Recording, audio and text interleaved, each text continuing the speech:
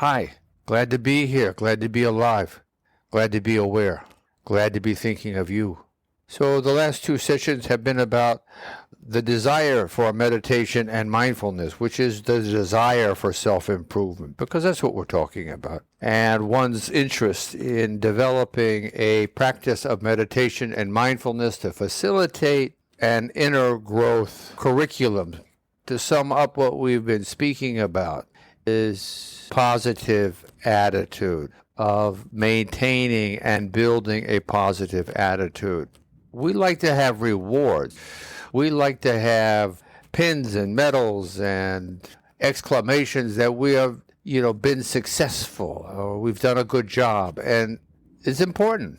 We like that. And that's the way we are. This is something that one has to manufacture from their own being.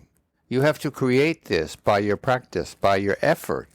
And that's kind of a catch-22. But you are luckily and fortunately dealing with something that you are already well versed with, which is your body. Not that you can't improve it, but that you have a basis of working with yourself. Okay, we're going to follow through with that and detail more things we can do specifically. And I've spoken about them in the past.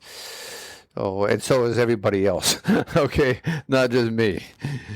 And finding awe, finding a sense of wonder, finding a sense of admiration and respect and reverence of one's own conclusions about heightening perception, awareness of the scope of what's going on in our universe is a great reward in itself. This is the self-realization, self-illumination, revelation, the oneness everyone is talking about. Because as you pursue this path, you become more sensitive, more aware of oneself. And you see little things that maybe before you disregarded or you saw momentarily, but then immediately you shrugged it off or ignored it. And that's okay. That's not a big deal. We all do that. We all do that every day. The more that one can take notice of the little things that we're doing on a moment-by-moment basis is a sign of the degree that you are participating and successfully being aware of what you are doing, coming to your senses. This is it. It's not like it's a difficult subject. It's about us.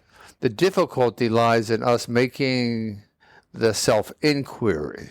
And even that can be made easier by the awareness that we have in common these processes of being human beings that we can utilize as tools to help us focus and concentrate. That's what all of these practice things are doing. No matter what, if you're a whirling dervish or you're a yogi or a Buddhist monk, these are the same kinds of things. It's a degree more than it is anything else. If someone spends 30 years practicing meditation and mindfulness, most likely they're going to have a lot more experience than someone who's just begun, right? So it's common sense. One can find a lot of awe in themselves if you just take a look, rather than just taking it for granted. If one searches within themselves for the most apparent, most easily available physical circumstances, which are your breathing and your heart's pulsing. These readily one can be made aware of. And these are the tools that we begin with and follow that up with the third, which is one's own life force, one's own being, one's own vibration. And oftentimes we have a reluctance before we've come into a relationship with our being of not only ignoring it, but in my instance, a little fearful of it, little anxiety about, delving inside of myself. It's a deep thing. It's a private matter. It's, it makes you human. It makes you liable to have a lifespan, and it makes you vulnerable. And so it takes a little bit to overcome, for some people, this initial hurdle. And I mention it so that you know that it can be there. Maybe it's not for you, even better. It doesn't matter. No matter what, it's something that we can handle. But I mention it because it's my own experience, okay? And it's like finding one's pulse. When I determined that I wanted to find my own pulse and have a relationship with what my vascular system was doing, my circulation of life force, I couldn't find it. It wasn't there. There was no pulse. It was like, oh, okay. And putting two fingers on the opposite wrists at the crease under the thumb and pushing gently, you find your radial artery. So you can immediately, no matter what, find that, unless your fingers don't work. And then use whatever it does. If it's your elbow or your big toe. No, I'm kidding. Use your fingers and find it. And then it grows because you become more familiar. And then you realize, for whatever the reasons are, you've taken this for granted. And that's okay. It's okay. It's totally okay. Most of the time, I am not aware of my own breathing. I am not aware of my own pulse. Yet, it is the times when these two processes come to mind, one, including myself, can take advantage of them. So when you get these little mental, figurative itches in your mind where something pops up, you can take advantage of it. When you feel yourself breathing, you can take advantage of it. When you feel in a certain spot on your body or inside your mass of your body, you can take advantage of it. And again, it reverts back to what we spoke about a little while ago, which is the positivity, in the sense that you're welcoming this. And rather than taking it for granted or ignoring it, you are welcoming a new feeling, a direction of thought. This is what we're heading towards now, is that we want to find ourselves in a posture where we are comfortable, because we're heading towards this practice now of being aware of our bodily functions, of our process of breathing and the process of circulation of what we're breathing, which is basically life force. If these words and concepts are alien to you, then sit down and think about them. Look up in the dictionary what they mean so that you can feel more comfortable with what I'm talking about, and come to an understanding within your own mind, within your own heart and soul, so that it can sit comfortably inside of you. You know, mentally you have to be comfortable. That's why you want to be undisturbed, right? You don't want somebody chattering in your ear. So this is a different kind of mental alertness or awareness, is that you're wanting to be open-minded and accepting. Different perspectives can be found that are opportunities. You don't have to accept them. You can reject them. That's fine. You know, everyone's got to go their own way, you know, and whatever it's about. We are trying to deal with as much common sense and commonality as possible, rather than include more traditional spiritual practices. We're trying to take it on a human being, homo sapien, natural basis. It's different. The results are the same. We have a positive thought about wanting to practice, and you hear someone say, we'll get into a comfortable posture, undisturbed, and then we'll begin. Well, you begin really when you make the decision to participate. So, as we said in the last two, I don't want to keep repeating that, so I won't. And yet now we're at this stage where we're creating a comfortable posture. Again, as you follow through with different traditions, you're going to find many different subjects about what might be comfortable. That's okay.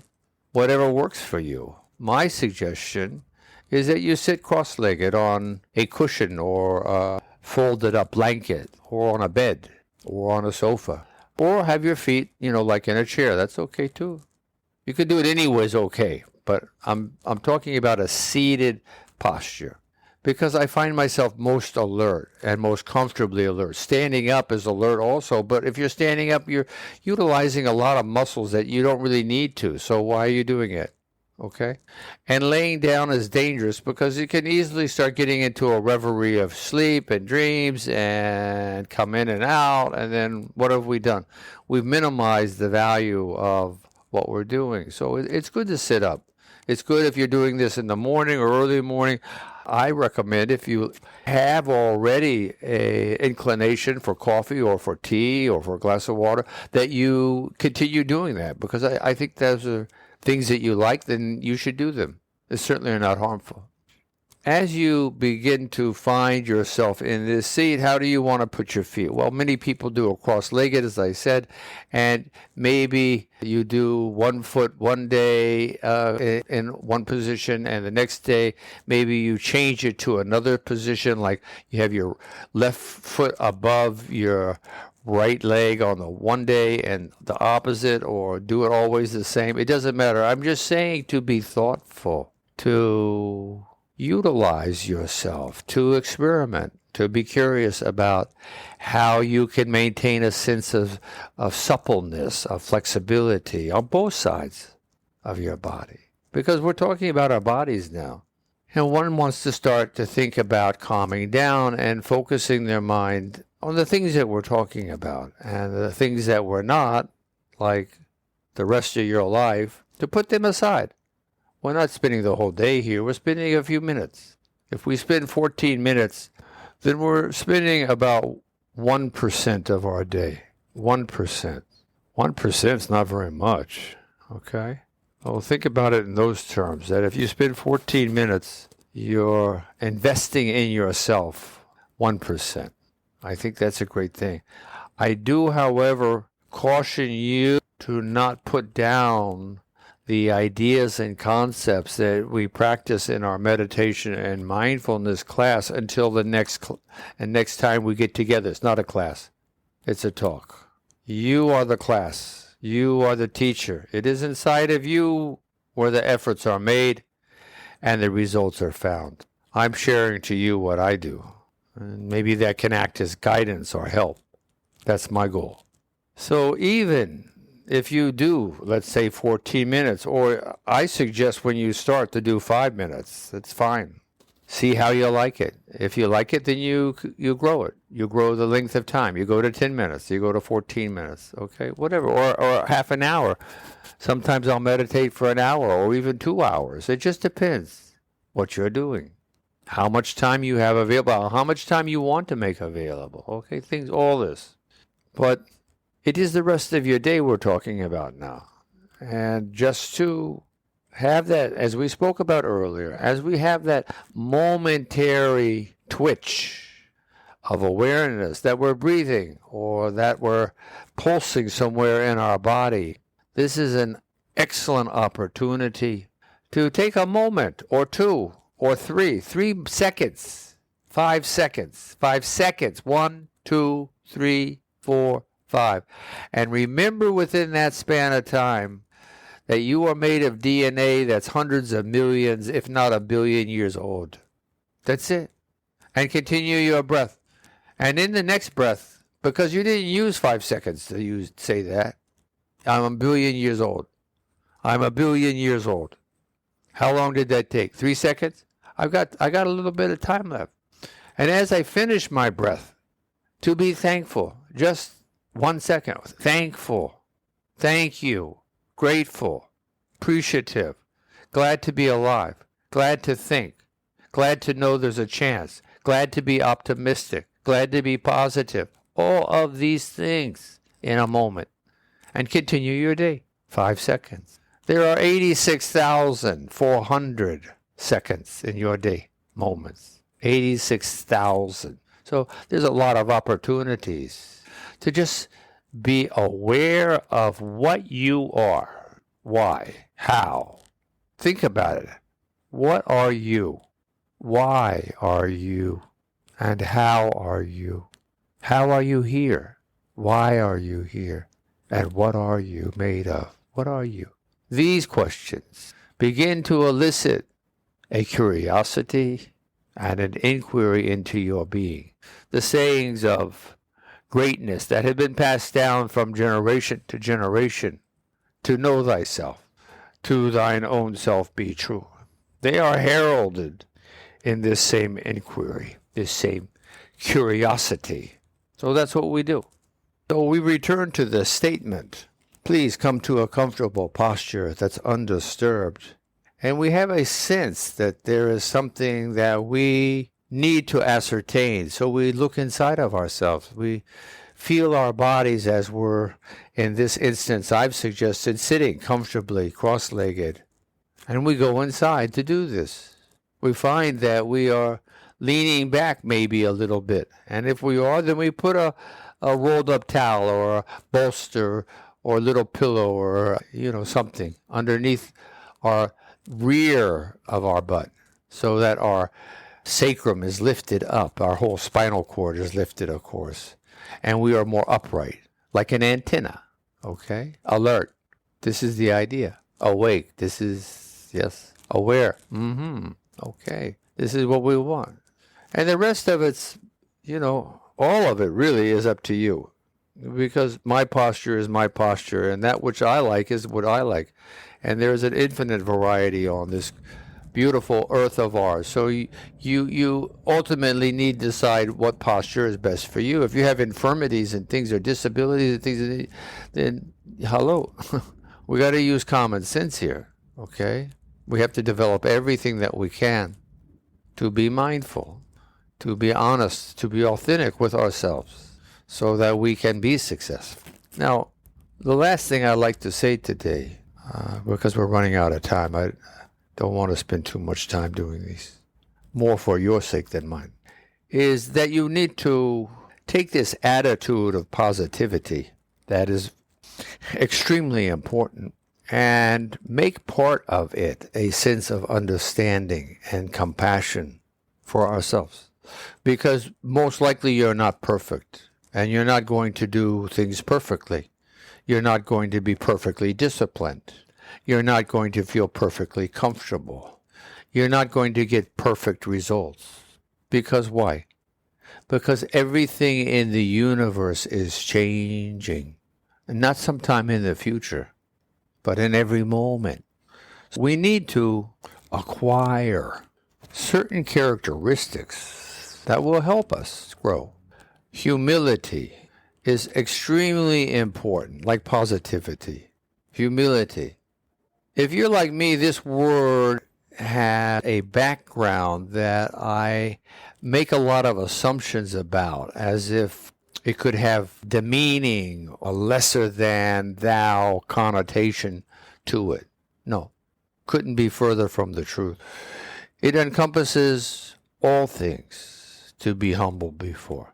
The perspective that we want to sense in humility is in the comparison of oneself to the universe, the comparison of one's knowledge to the history of the DNA that makes your body. It isn't a comparison of the size of the universe compared to what you and I know in an inch or a yard or a mile, kilometer, in comparison. So a sense of humility in perspective. This is extremely important. Further, being appreciative. This is part of positivity, being appreciative of an opportunity to be alive. Appreciative, full of gratitude, thankful for being able to hear, to understand speech. Think about it. Think about it deeply, that you and I can communicate over distances, much less media. It's humbling also. So everything ties into each other. To be grateful that you have a chance to improve yourself and to create. We create so much. You have 86,400 moments in each day, and in each one of those moments, you are creating something. Each of us is an artist, per se, right? You are creating. We need to be careful what we are creating. We need to keep a grip on ourselves, to keep a sense of alertness, that we do good things for ourselves. This is what we're talking about. This is where we're going to begin tomorrow. All right, you have a nice day.